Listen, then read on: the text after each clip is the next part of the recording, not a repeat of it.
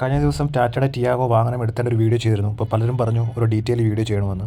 അപ്പോൾ അതാണ് ഈ വീഡിയോ. ഇത് ടാറ്റയുടെ ടിയാഗോ XT റിതം വേർഷനാണ്.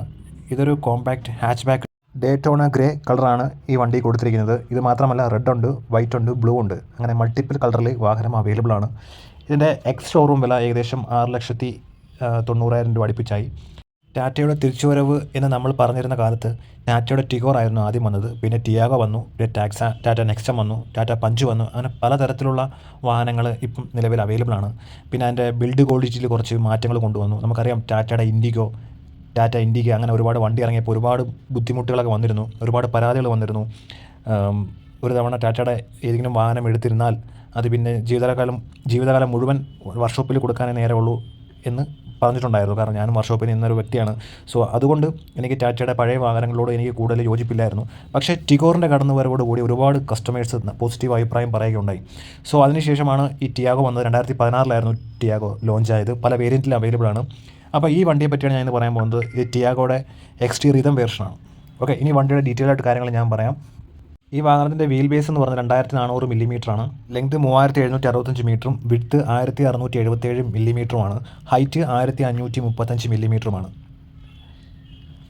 ഇത് പെട്രോൾ വേരിയൻറ്റും CNGയും അവൈലബിൾ ആണ്. അതുമാത്രമല്ല ഇത് മാനുവലും ഓട്ടോമാറ്റിക്കലും ഇത് നമുക്ക് അവൈലബിൾ ആയിട്ട് ലഭിക്കുന്നതാണ്. ഒറ്റ നോട്ടത്തിൽ ഒരു അലോയ് വീലായിട്ട് തോന്നുമെങ്കിലും ഇത് അലോയ് വീലല്ല, സാധാ വീലാണ്. ട്യൂബ്ലെസ് ടയറാണ് വരുന്നത്. അലോയ് വീല് പോലത്തുള്ള ഒരു വീൽ കപ്പടിച്ചിരിക്കുകയാണ്. നമ്മൾ ആ വാഹനം ആദ്യം കാണുമ്പോൾ അലോയ് വീലായിട്ട് തോന്നുമെങ്കിലും അലോയ് വീലല്ല. അതാണ് എനിക്ക് ആദ്യമായിട്ട് ഡിസഡ്വാൻറ്റേജ് ആയിട്ട് തോന്നിയത്. കാരണം വണ്ടി അലോയ് വീല് പ്രൊവൈഡ് ചെയ്യുന്നില്ല കമ്പനി. സോ നമുക്ക് വേണമെങ്കിൽ അഡീഷണൽ ആയിട്ട് നമുക്ക് ചെയ്യാൻ പറ്റും, അലോയ് വീല് ആഡ് ചെയ്യാൻ പറ്റും. പുറമേൽ തന്നെ പറഞ്ഞ് അലോയ് വീല് മാറ്റിയെടുക്കാവുന്നതാണ്. അതിൻ്റെ അപ്പോൾ വിലയിലും വ്യത്യാസം വരുന്നുണ്ട്. തരക്കേടില്ലാത്ത ലുക്കാണ് സൈഡിൽ നിന്ന് നോക്കുമ്പോഴും നമുക്ക് കാണാൻ പറ്റുന്നത്. നമുക്ക് കാണുമ്പോൾ തന്നെ മനസ്സിലാവും അത്യാവശ്യം ലെങ്തൊക്കെ ഉള്ള ഒരു വാഹനമായിട്ട് തന്നെ നമുക്ക് ഫീൽ ചെയ്യും. പുറത്ത് മാത്രമല്ല അകത്തും നല്ല സ്പേസ് അവൈലബിൾ ആണ്. ബൂട്ട് സ്പേസും അവൈലബിൾ ആണ്. CNG വാഹനമാണെങ്കിൽ നമുക്ക് എന്തായാലും ബൂട്ട് സ്പേസ് കിട്ടത്തില്ല.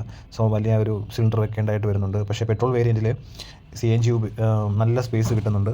ഇനി ഡോർ തുറന്ന് അകത്തോട്ട് വരുമ്പോൾ ഡ്രൈവറുടെ സൈഡിൽ 4 പവർ വിൻഡോയ്ക്കുള്ള സ്വിച്ചും കൊടുത്തിട്ടുണ്ട്. പിന്നെ മറ്റെല്ലാ ഡോറിലും സിംഗിൾ സ്വിച്ചും കൊടുത്തിട്ടുണ്ട്. പിന്നീട് സ്റ്റിയറിങ് അത്യാവശ്യം തരക്കേടില്ലാത്ത ഒരു ഗ്രിപ്പും കാര്യങ്ങളൊക്കെ ഉണ്ട്. പക്ഷേ നിങ്ങൾ എന്തായാലും ഒരു സ്റ്റിയറിംഗ് കവർ യൂസ് ചെയ്യണം. അപ്പം അത്യാവശ്യമാണ്. സോ അത് മാത്രമല്ല സ്റ്റിയറിങ്ങിൽ തന്നെ മ്യൂസിക് കൺട്രോൾ സിസ്റ്റം കൊടുത്തിട്ടുണ്ട്.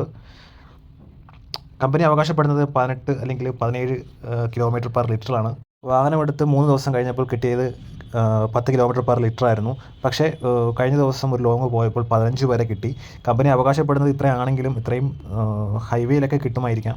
പ്രതീക്ഷയുണ്ട് കിട്ടുമെന്ന്. ഇതാണ് മ്യൂസിക് സിസ്റ്റം. അർമൻ്റെ സിസ്റ്റമാണ് വരുന്നത്.